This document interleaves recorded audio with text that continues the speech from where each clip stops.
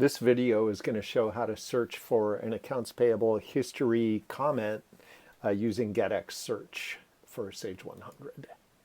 So I'm going to open up the search window, and let's say that the comment that I'm looking for is regarding a 2020 support plan. So I could type in 2020 and then search, and you'll see that I get a whole bunch of different results, including some accounts payable as well as some job cost. If I want to search, narrow that search further, then I could put quotes around it.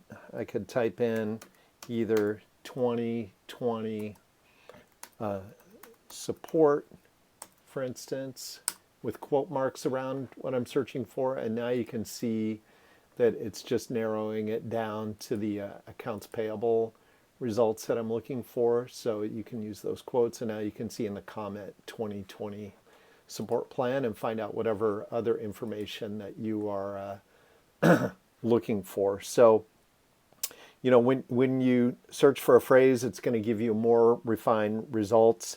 By the way, if I don't put the quotes around it and I type in 2020 support, you'll see now that it's actually going to give me larger results, because it's going to find results both where it finds 2020 and where it finds support, and not necessarily including the both of them.